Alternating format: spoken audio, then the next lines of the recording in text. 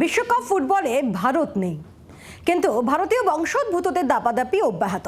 তুরস্কের বিরুদ্ধে অস্ট্রেলিয়ার হয়ে পরিবর্তন ফুটবলার হিসেবে মাঠে নেমেছিলেন নিসান ভেলুপিল্লাই।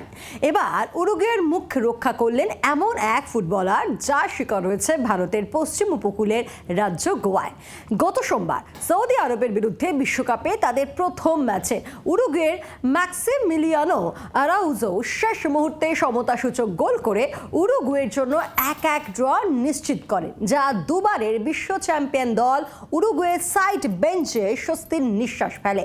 বিশ্বের অপর প্রান্তে হাজার হাজার মাইল দূরে গোয়ার গ্রাম লুতোলিমে মানুষের মুখে তখন হাসি ফুটেছিল।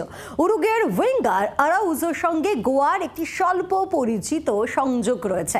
জানা গিয়েছে মেক্সিকোর দাদা বেদুয়ালদো আরাউজো দক্ষিণ গোয়ার এই সুন্দর গ্রামটির বাসিন্দা, যা প্রখ্যাত শিল্পী মারিও মিরান্দারও জন্মস্থান। সে যুগে আরও বহু গোয়াবাসীর মতো বেদুয়ালদো উন্নত ভবিষ্যতের আশায় আফ্রিকায় পাড়ি জমান এবং প্রথমে অ্যাঙ্গোলাতে যান। এরপর তিনি ব্রাজিলে স্থানান্তরিত হন এবং অবশেষে উরুগুয়ের রিভেরায় স্থায়ীভাবে বসবাস শুরু করেন, আর সেখানেই ম্যাক্সির জন্ম হয়।